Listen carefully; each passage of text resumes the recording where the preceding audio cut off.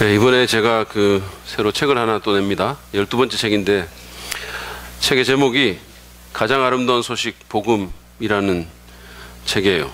여러분에게만 특별히 지금 표지를 미리 보여드리는 겁니다. 어떠세요? 표지가? 이게 실제로 보면 훨씬 더 아름답습니다. 가장 아름다운 표지예요, 사실. 이 책은 내용을 안 읽고 표지만 봐도 이게 힐링이 되고 뭔가 이게 기분이 좋아집니다. 그래서 그것만으로도 살만한 가치가 있는 책이에요. 왜 아멘 안 하세요? 왜 아멘 안 하십니까? 이게 유행희 사모님의 디자인에다가 유명숙 간사의 손글씨로 이렇게 기가 막힌 조화를 이뤄서 나온 표지거든요. 유유상종으로 만든 표지예요. 유유. 지금 두 사람이 여기는 없는데 일부 데리고 올라갔는데 우리 박수 한번 할까요? 네. 여러분은 지금 제가 이렇게 설교를 빙자해서 간접 광고하고 있는 것을 눈치채셨나요? 근데 어쨌든 이 복음은 정말로 가장 아름다운 소식이에요. 우리 인간이 듣는 소식 중에 복음보다 더 아름다운 소식은 없습니다. 저는 지난 몇 주간에 특별히 이 이신칭의의 복음, 하나님께서 나의 행위가 아니라 나의 어떤 것이 아니라 예수 그리스도를 믿는 믿음을 보시고 죄인인 나를 예수님 때문에 예수님의 그 완전하신 의를 내게 전가해 주셔서 나를 영원히 의롭다고 인정하신다는 그 기쁘고 아름다운 소식에 대해서 말씀을 드렸습니다. 특별히 지난 2주 두 번에 걸쳐서는 이신칭의의 복음이 우리에게 가져다주는, 우리 삶 속에 가져다주는 실제적인 열매에 대해서 말씀을 드리면서 우리가 하나님의 은혜로 영원히 안전하고 어떤 죄도 은혜를 이기지 못한다는 말씀을 드렸습니다. 죄가 많은 곳에 은혜가 넘친다라는, 은혜가 더욱 넘친다라는 성경 구절도 인용을 했습니다. 이런 말을 그냥 들으면 죄를 지어도 괜찮다는 뜻인가? 이런 생각이 들 수 있어요. 그런 의문이 들 수 있습니다.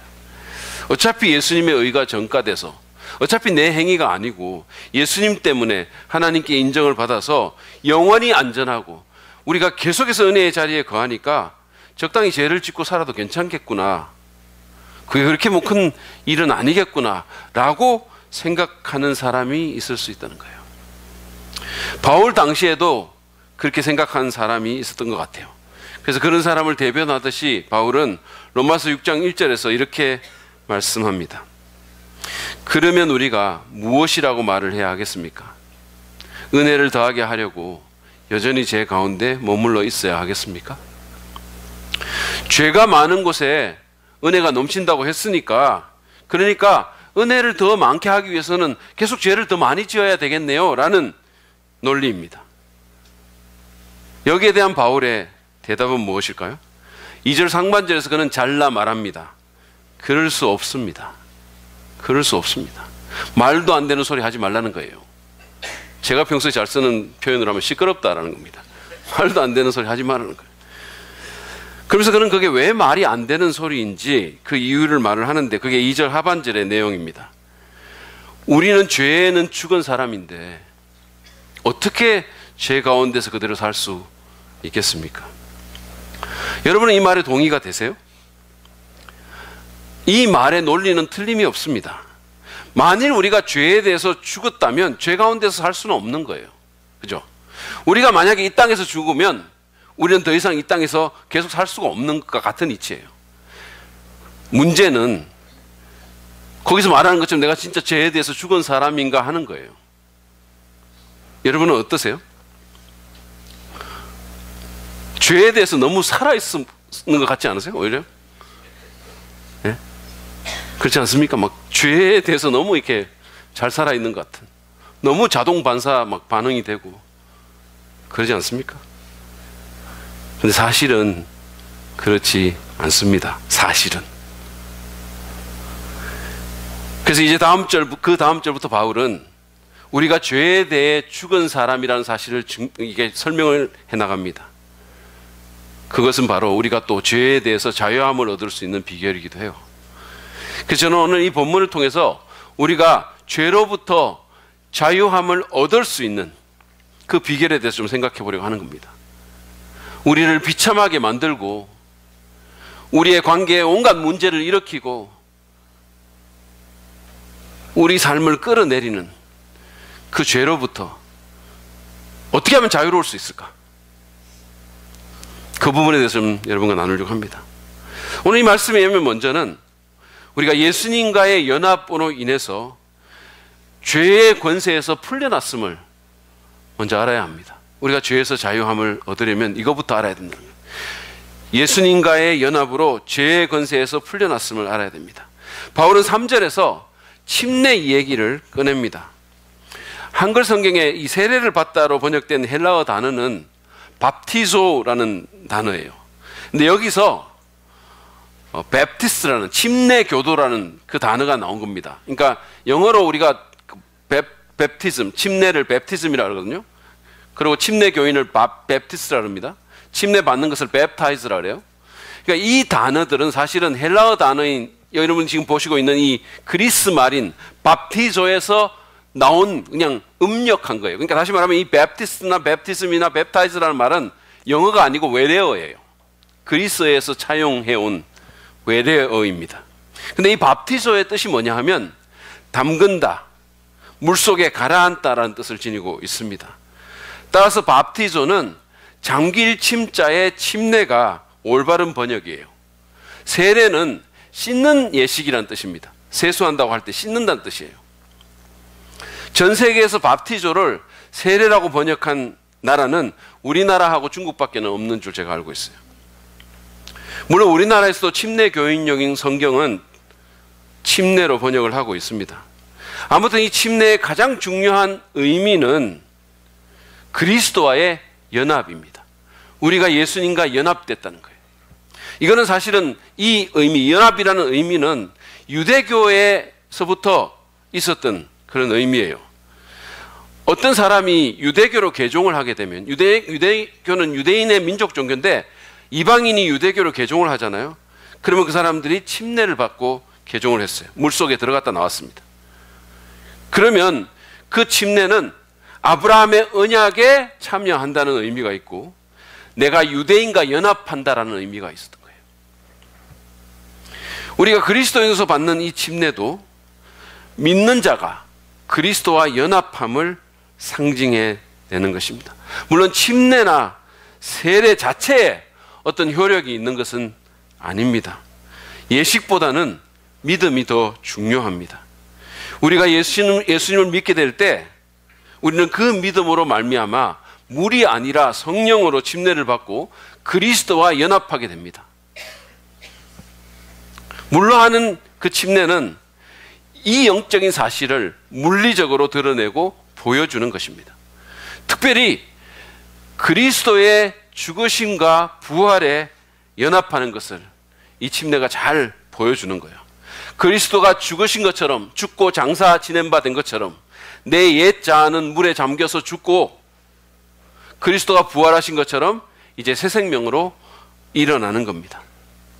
세례는 이런 의미를 잘 보여주지 못하기 때문에 요즘은 장로교 가운데도 침례를 주는 교회들이 있어요.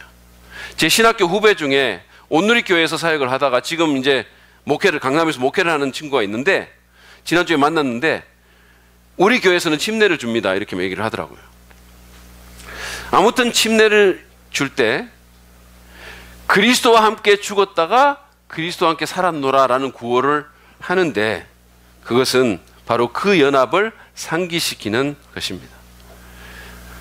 예전에 우리 교회 한 자매님은 자기는 정말로 예수님과 같이 죽어야 된다면서 물에 완전히 푹 그냥 집어넣어가지고 끄집어내지 말고 좀 빨리 그냥 확 좀 담궈놔라는 거예요. 거기다가 그렇게 저한테 부탁을 했어요. 근데 안타깝게도 그 자매님이 좀 이렇게 덩치가 좀 있었고 좀 무거웠었어요. 그리고 그 당시에 제가 이렇게 목회 초년병이라 가지고 경험 부족으로 제대로 못 해가지고 이게 머리도 제대로 물이 못 들어갔다 그냥 나온 거예요. 그 자매가 저한테 자기를 푹 안 집어넣어가지고 덜 죽였다면서 막 엄청 컴플레인을 했어요.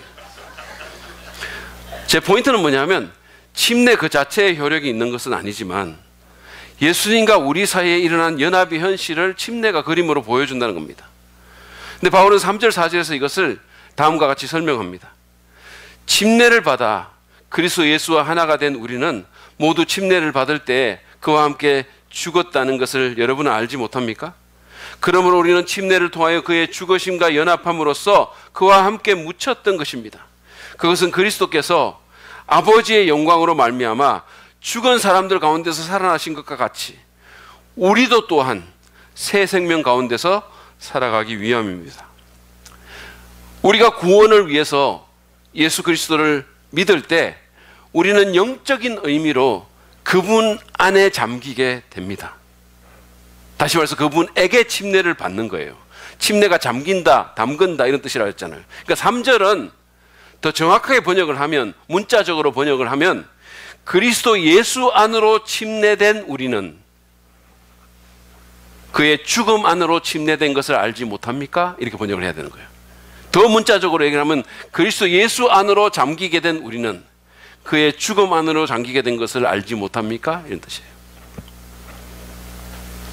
다시 말해서 우리는 믿음으로 그분 안에 들어갔고, 그래서 우리의 정체성은 그분과 연합이 돼서 그분의 경험이 우리의 경험이 되는 것입니다. 영적으로 신비한 일이 일어난 거예요. 그분이 죽으셨고 우리도 그분과 함께 죽었습니다. 그리고 그분이 죽음에서 살아나 새 생명을 얻으셨고, 그러므로 우리도 그렇게 될 것입니다. 5절은 그 사실을 좀 더 설명합니다. 우리가 그의 죽으심과 같은 죽음을 죽어서 그와 연합하는 사람이 되었다면 우리는 부활에 있어서도 또한 그와 연합하는 사람이 될 것입니다. 우리가 우리를 대신한 예수님의 죽음에 연합했으니까 그분의 부활에도 연합하리라는 것은 당연한 기결이라는 것입니다. 그것은 당연한 논리적 기결이라는 거예요. 영원한 나라에서 우리는 그분과 함께 그분과 같아진 모습으로 살게 될 것입니다. 우리의 몸은 그분의 몸과 같아질 것입니다. 우리는 더 이상 고통과 연약함과 유혹에 시달리지 않게 될 것입니다. 그러나 그때까지 우리는 주님 주신 부활의 새 생명을 잠재적으로 소유하게 됩니다. 그리고 6절 7절에서 바울은 다시 그리스도와 함께 죽은 사실로 돌아갑니다. 이 말씀들을 잘 보시기 바랍니다.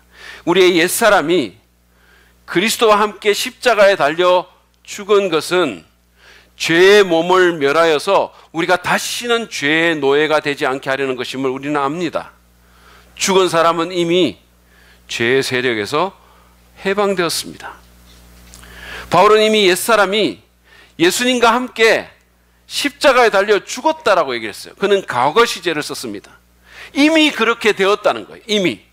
우리가 감각적으로 경험하지 못했지만, 우리가 뭔가를 느끼지 못했을지 모르지만 이미 그런 일이 일어났다는 거예요. 우리가 믿게 될 때. 그럼으로써 우리는 죄의 세력에서 해방되었습니다. 예전에는 우리가 죄의 노예였는데, 죄의 지배를 따를 수밖에 없었는데, 죄가 호루라기를 불면 그냥 어쩔 수 없이 따라갈 수밖에 없었는데, 이제는 우리 옛사람이 예수님과 함께 죽음으로 그 지배에서 벗어나게 됐다는 거예요. 지금은 그런 일이 잘 없는 것 같은데, 몇 년 전만 하더라도 우리 신학교에서, 제가 섬기는 신학교에서 군인들이 이렇게 들어와가지고 한 번씩 훈련을 하던 적이 있었어요. 거기가 야산 지역이니까. 그러니까 지휘관의 이 지휘에 따라서 군인들이 엄청 긴장하고 그냥 바짝 얼어가지고 그 지휘대로 그냥 움직이는 것을 봤어요. 저도 오래전에 그랬던 때가 있었습니다. 군대 생활할 때. 그죠?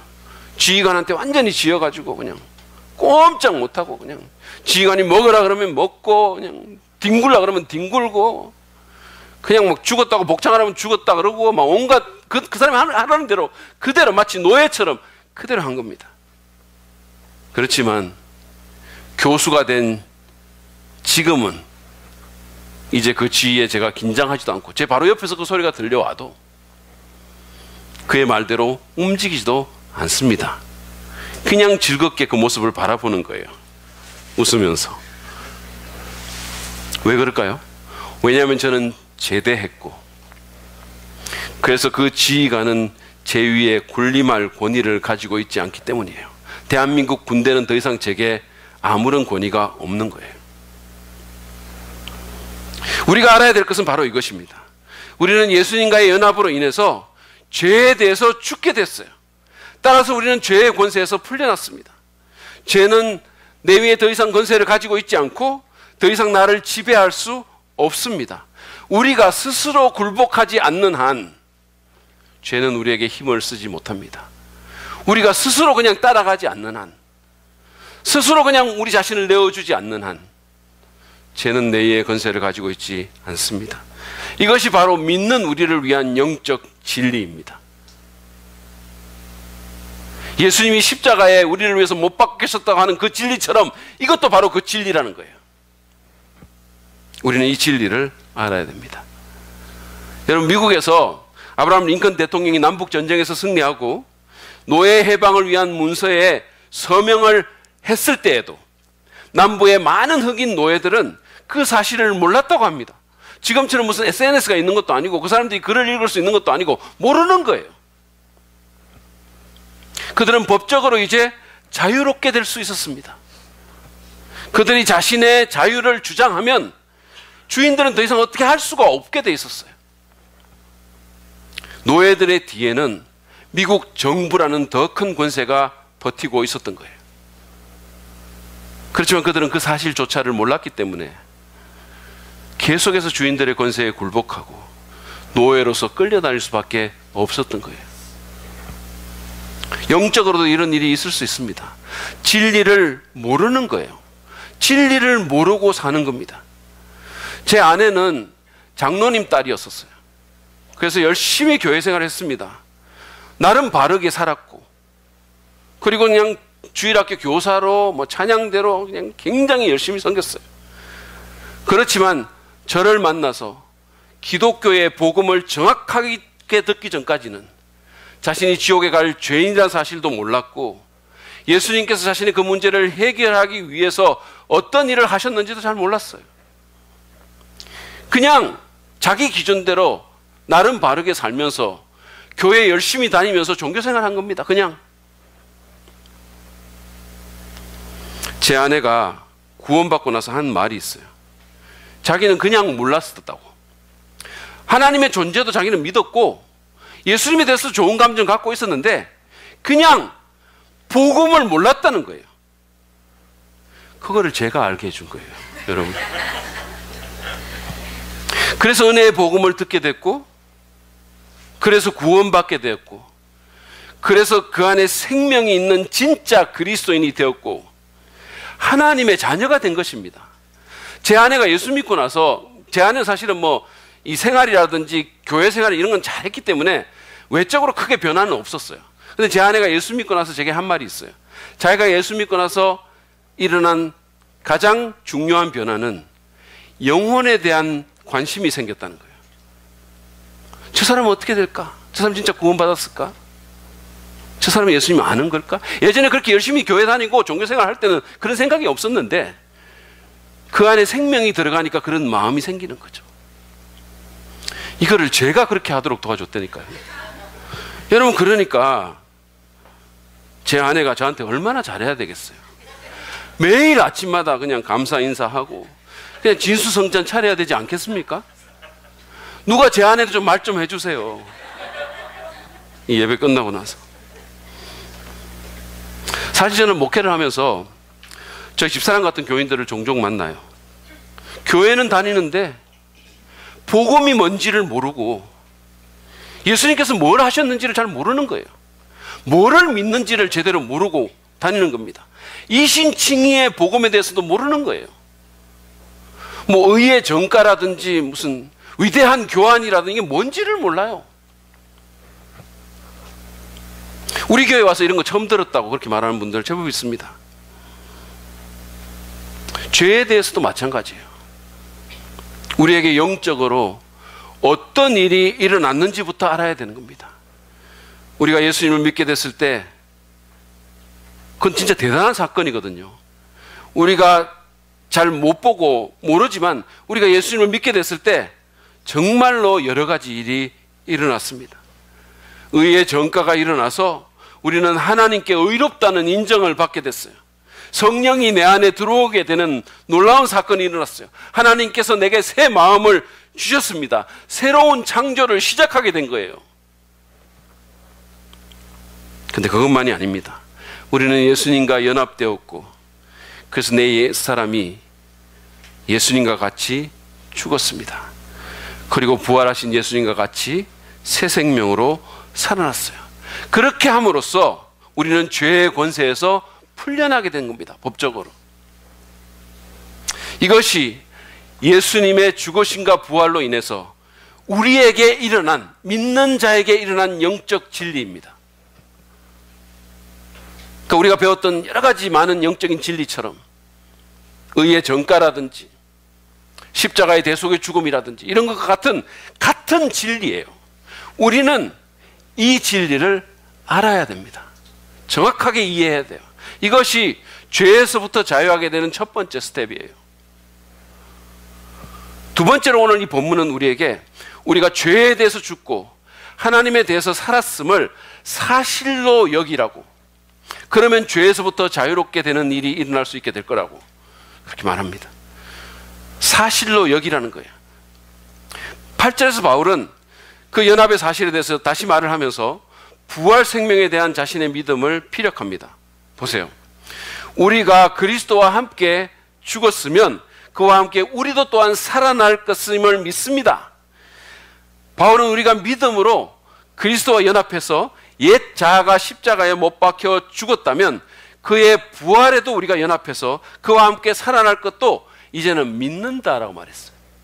단순히 아는 게 아니라 이제는 믿는다라고 말합니다.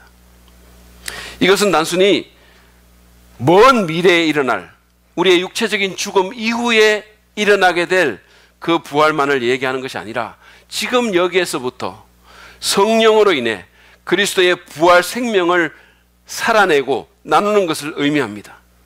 바울은 그 사실을 그냥 단순히 머리로 알 뿐만 아니라 믿는다라고 말했어요.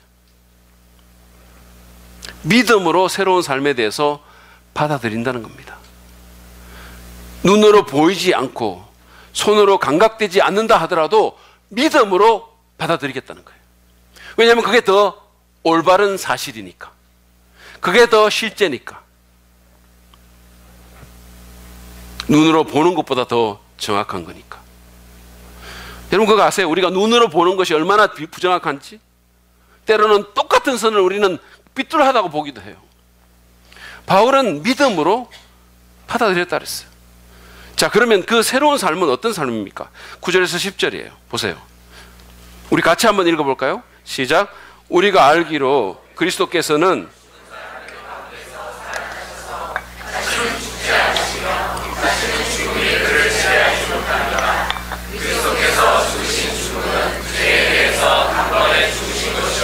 그분이 사시는 삶은 하나님을 위하여 사시는 삶입니다. 부활 생명으로 사는 그 삶은 죄와 사망의 지배를 받지 않고 하나님을 위하여 사는 삶입니다. 부활한 생명은 그 근원도 목적도 다 하나님이에요. 그리고는 11절에서 결론적으로 이렇게 말합니다. 이 구절은 개역 개정 번역이 더 나아서 제가 그 역본으로 읽겠습니다. 이와 같이 너희도 너희 자신을 죄에 대해서는 죽은 자요 그리스도 예수 안에서 하나님에 대하여는 살아있는 자로 여길지어다. 자신을 죄에 대해 죽은 자요 하나님을 위해 그리스도 예수 안에서 살아있는 자로 여기라라고 말을 했어요.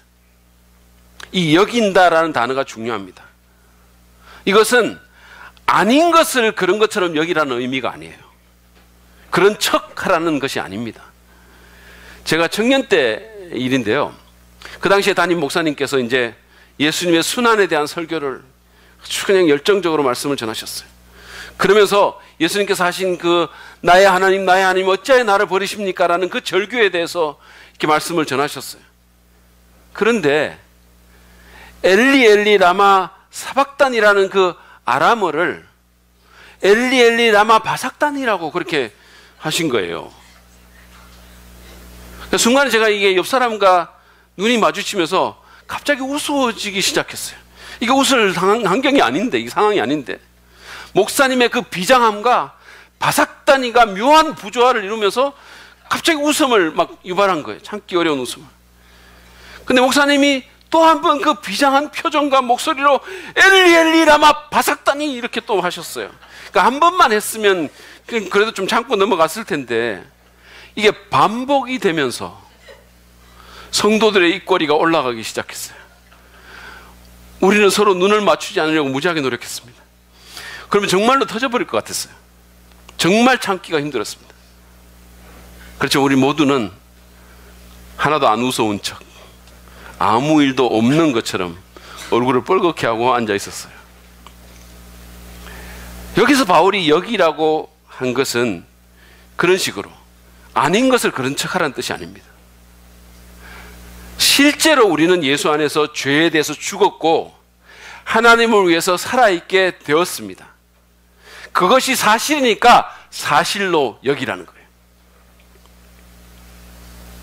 여러분, 때로 이렇게 영적인 진리는 우리가 다 손으로 만지고 눈으로 보는 게 아니기 때문에 이게 진짜 사실인가 이런 생각이 들 때가 있어요. 때로는 그게 너무 좋아서 사실이 아닌 것처럼 느껴질 수 있어요. 예를 들어서 하나님께서 창세 전부터 나를 생각하시고 단 한순간도 나에 대해서 생각하지 않는 순간이 없고 외아들까지 아끼지 않고 내어주실 정도로 열렬히 나를 사랑하신다는 그 진리는, 그것은 영적인 진리고 그것은 역사 속에서 사실은 구현된 사실이기도 하잖아요. 그렇죠? 때로 그것이 사실이 아닌 것처럼 느껴지는 거예요. 우리가 살다 보면 사실이기에는 너무 좋아서 잘 믿기지가 않는 거예요. 바울은 그래도 그것은 사실이니까 사실로 간주하라는 겁니다. 그것이 사실이라고 주장하고 그것에 맞추어서 행동하라는 것입니다. 머리로 아는 것을 마음의 믿음으로 적용하고 자꾸 상기하고 그것을 주장하라는 겁니다. 그것이 사실인 것처럼 살아가라는 거예요. 나는 죽고 예수로 사는 사람이라는 책에 보면 어릴 때 부모님을 잃고 고모의 손에 자라난 한 소녀의 얘기가 나옵니다. 여러분들 중에 아마 그 얘기를 책을 통해서 읽은 분들도 많을 거예요. 이 고모는 결혼도 하지 않고 어린 조카들을 길렀습니다. 소녀는 자라서 고등학생이 됐고, 근데 친구의 전도로 교회에 가서 예수님을 믿게 됐어요. 믿음을 갖게 된 소녀는 고모와의 관계가 자꾸 마음에 걸렸습니다. 왜냐하면 사춘기 때니까 자꾸 고모하고 트러블이 생긴 거예요. 이 사춘기 소녀는 잔소리가 심한 고모에게 반항심이 커졌고, 고모는 고모대로 말도 안 듣고 하라는 공부를 안 하고 자꾸 교회나 가고, 이런 조카가 너무 못마땅한 거예요. 그래서 이 소녀가 교회에 가면 고모에게 잘못한 것을 회개하면서 잘하겠다고 결심하는데 집에만 가면 또 무너지는 거예요. 고모가 조금만 잔소리하고 야단치면 그냥 참지 못해가지고 같이 화를 내고 그냥 소리 지르고, 그리고 대들고 문을 콱 닫고 그냥 들어가기가 일쑤였던 거죠. 그러던 어느 날 목사님의 설교에 큰 은혜를 받았어요. 이 소녀가 갈라디아서 2장 20절에 이제는 내가 산 것이 아니요 오직 내 안에 그리스도께서 사신 것이라는 그 말씀이 그녀의 마음을 파고 들어왔습니다. 그녀는 그 진리를 알게 되었고 이제 그것을 사실로 여기기 시작했어요. 아, 그렇구나. 내가 고모를 만나니까 안 되는 거야. 내가 사는 것이 아니라 내 안에 예수님이 산다고 하셨는데 예수님이 고모를 만나주시면 되겠구나. 그렇게 은혜를 받은 거예요. 근데 막상 그날 집에 돌아와서 문 앞에 서니까 자신이 없어졌어요. 문을 열고 들어가면 기다리고 있었다는지 고모가 야단을 칠 것이고, 그러면 자기도 또 참지 못하고 막 싸울 것만 같았어요. 그래서 현관문을 잡고 손잡이를 잡고 그 진리를 자기 것으로 여기는 의식을 또 했어요. 예수님, 제가 고모를 만나면 오늘 또 싸울 것 같아요. 예수님이 만나주세요. 저는 죽었고 예수님이 제 안에 살아계시잖아요. 그렇게 기도를 하고 문을 열자 역시 고모는 벼르고 있었다는 듯이 무섭게 야단을 치기 시작했어요. 근데 여러분, 정말로 놀라운 일이, 이상한 일이 벌어졌어요. 이 소녀의 눈에 야단치는 고모의 그 무서운 험상궂은 얼굴은 안 보이고 어느새 주름이 지고 흰머리가 난 늙은 아주머니의 모습이 들어왔어요. 조카들 때문에 결혼도 못하고 쓸쓸히 늙어가고 있는 지치고 여인 고모의 모습이 보인 겁니다. 소녀는 너무 마음이 아파서 고모를 와락 끌어안았어요. 고모, 얼굴에 왜 이렇게 주름이 많아? 언제 이렇게 흰머리가 났어? 고모, 우리 때문에 이렇게 늙어버렸어. 어린 조카가 자기를 끌어안고 펑펑 울기 시작하니까 고모의 마음도 뜨거워졌어요. 평생 조카들 위해서 결혼도 안 하고 자기 삶을 거의 포기하다시피 하면서 살아온 그녀에게 얼마나 많은 한이 있었겠습니까? 얼마나 많은 슬픔이 쌓였겠어요. 그런데 조카가 자기를 끌어안고 그렇게 엉엉 우니까 고모의 가슴에 엉어리진 것들도 다 떨어져 나오기 시작한 겁니다. 그날 그 소녀 안에 사시던 예수님께서 그 고모를 만나주셨고, 그래서 그 후에 그 고모도 예수님 믿고 교회에 나가게 되었다고 합니다. 이 얘기는 진리를 진리로 여기고 주장할 때 어떤 일이 일어날 수 있는지를 우리에게 보여주는 아름다운 신뢰입니다. 우리는 예수님과 함께 죄에 대해서 죽었고 하나님에 대해서 살았습니다. 이제는 죄의 명령에 순종할 필요가 없습니다. 죄는 권세를 잃었어요. 우리에게는 더 힘있고 더 아름다운 새 주인이 생겼습니다. 그것이 사실이에요. 그 사실을 사실로 간주하고 그것을 사실로 주장하고 기도하고 믿음으로 그것에 맞게 행동하라는 거예요. 그럴 때 우리는 죄로부터 자유로운 삶을 살 수 있게 될 것입니다. 마지막으로 오늘 이 본문은 우리가 죄로부터 자유하기 위해서는 이제 우리는 새 주인이 되신 하나님께 우리 자신을 드려야 된다고 그렇게 가르쳐 줍니다. 우리가 죄의 노예에서부터 해방되었고 과거의 속박에서 벗어났다는 것을 알았다면 그것을 사실로 여기고 믿음으로 주장할 필요가 있습니다. 그러나 그게 다가 아니라는 겁니다. 우리는 더 나아가서 새 주인 되신 하나님에게 우리 자신을 드려야 한다는 거예요. 그게 바울이 12절부터 14절에서 말하는 핵심 포인트입니다. 12절에서 바울은 다시 한번 죄가 우리를 지배하지 못하게 하라고 권면합니다. 여러분 이 말씀을 잘 보십시오. 그러므로 여러분은 죄가 여러분의 죽을 몸을 지배하지 못하게 해서 여러분이 몸의 정욕에 굴복하는 일이 없도록 하십시오.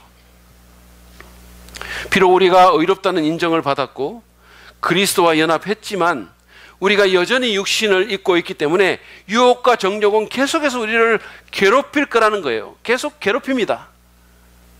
그리고 이게 오랫동안 프로그램이 되어 있기 때문에 뭔가 이렇게 들어오면 우리는 그냥 자동 반사하는 거예요. 그냥 거기 가는 거예요. 그냥 신경질 내버리고 그냥 험담을 하고 그냥 막 이렇게 육신의 정욕에 이끌려 버리는 겁니다. 그냥 넘어가고 무너지는 거예요. 그냥 안 좋은 사이트 클릭해버리고 그런 일이 그냥 자동적으로 일어난다는 거예요. 계속 괴롭힘이 있다는 거죠. 그런데 그때 굴복하지 말라는 거예요. 바울이 말합니다. 죄가 여러분의 죽을 몸을 지배하지 못하게 해라 그랬어요. 놓으라고 말하라는 거예요. 안 된다고. 뭔가 몸부림을 치라는 겁니다. 뭔가 저항의 몸짓을 보여라는 거예요.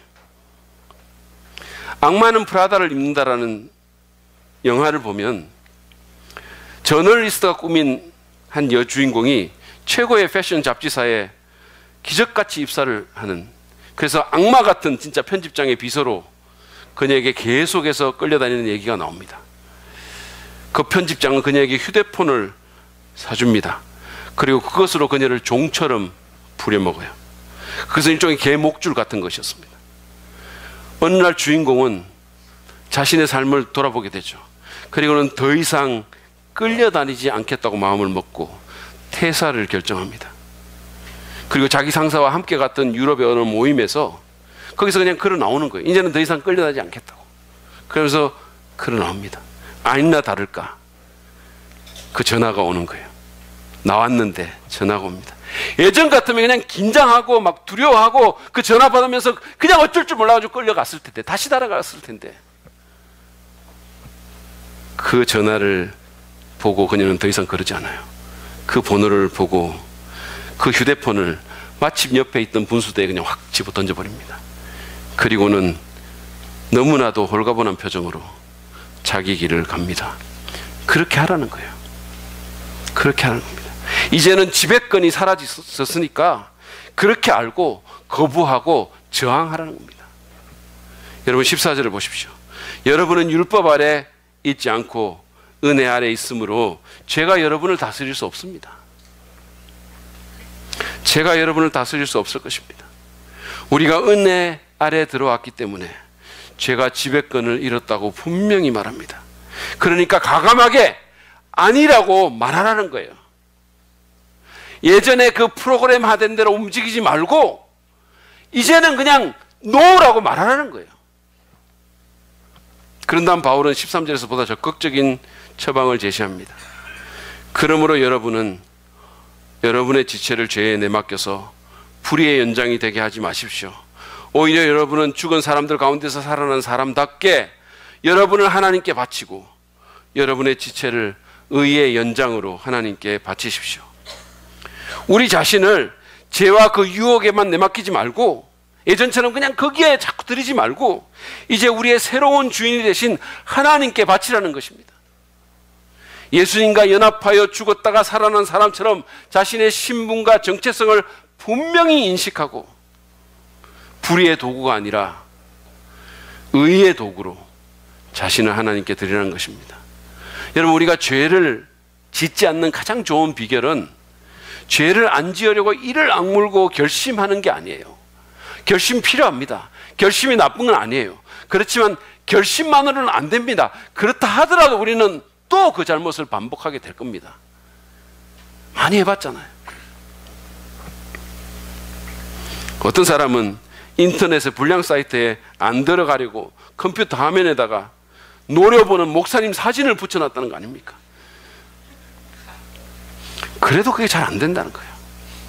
가장 좋은 비결은 어떤 보람되고 좋은 일에 자신을 드리는 거예요. 이를테면 도둑질 안 하는 비결은 도둑질 안 해야지, 도둑질 안 해야지 이렇게 하는 게 아니라 일을 열심히 해서 돈을 많이 벌어서 오히려 구제를 하는 것입니다. 구제하는 사람이 도둑질 할 수 있을까요? 그런 일은 잘 없어요. 지금 우리나라에는 스마트폰 문제가 상당히 심각합니다. 저는 지난주에 이 스마트폰의 폐해를 보여주는 그림들을 봤어요. 한번 보여주세요. 이런 것들입니다. 보세요, 이 그림을. 예. 또, 보여주세요. 보이십니까, 이게? 예. 또, 여러분이 쉬고 있는 여러분의 침실에, 식당에 어떤 일이 나는지 보세요. 또, 계속 보여주세요. 이런 것들이 일어나고 있는. 무슨 일 하고 있는 거예요? 지금 뭐 합니까, 지금? 계속해서, 지금 죽으면서 인증샷 하고, 부부가 만나고, 연인이 만나가지고 전부 이것만 보고 있는 거예요. 이런 일들이 지금 일어나고 있습니다. 이런 소위 스마트폰 중독에 우리가 빠져들어가면 어떻게 해야 될까요? 안 해야지 하는 건 되는 게 아니라는 거예요. 오히려 더 나은 일을 하라는 거예요. 여러분, 아무리 스마트폰 좋아하는 사람도 예술의 전당 같은 데 가서 끝내주게 재미있고 감동적인 뮤지컬을 보면 그거 보는 동안에는 스마트폰 안 봐요. 안 합니다. 사실 더 좋은 것은 뮤지컬에 빠져서 거기에 완전히 매혹이 돼서 위대한 뮤지컬 배우의 꿈을 가지고 탁월한 감독의 가르침을 받는 데 헌신하는 거예요. 그러면 이 문제는 시간이 가면서 해결될 수가 있게 됩니다. 여러분, 다른 중독들, 게임 중독, 무슨 도박 중독, 다른 중독도 마찬가지고 다른 죄도 마찬가지예요.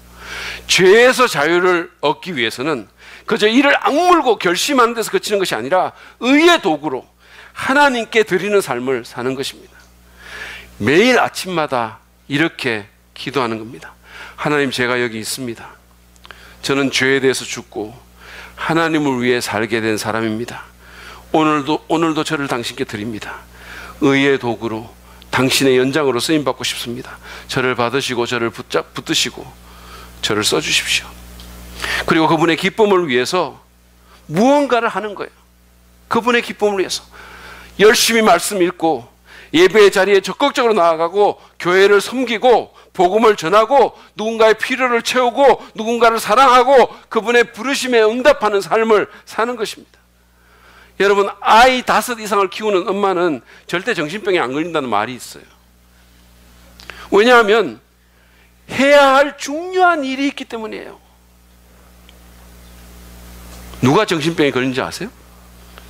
삼식이 남편과 하루 종일 집에 같이 있는 부인이에요. 농담이고, 이건 농담이고, 누가 정신병에 걸립니까?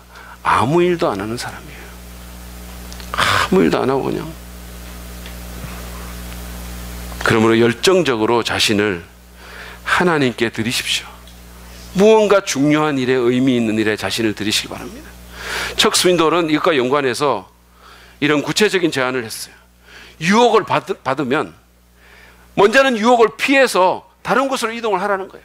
이를테면 여러분이 책상에 앉아 있는데 스마트폰에, 아니 컴퓨터에 뭔가 유혹이 있으면 잠시라도 그 자리를 떠나라는 거예요. 그냥 앉아 있지 말고 자리 이동을 하라는 겁니다.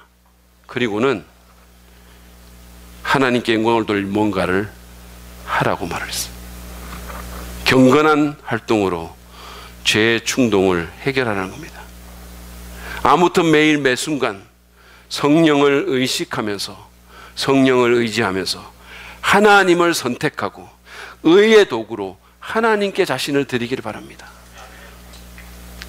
이 순간도, 이 선택에도 하나님께 저를 드립니다, 받으십시오. 그렇게 한마디만 하라는 거예요. 그럴 때 우리는 죄의 권세로부터 자유함을 얻을 수 있을 것입니다. 이제 말씀을 제가 마무리하려고 합니다.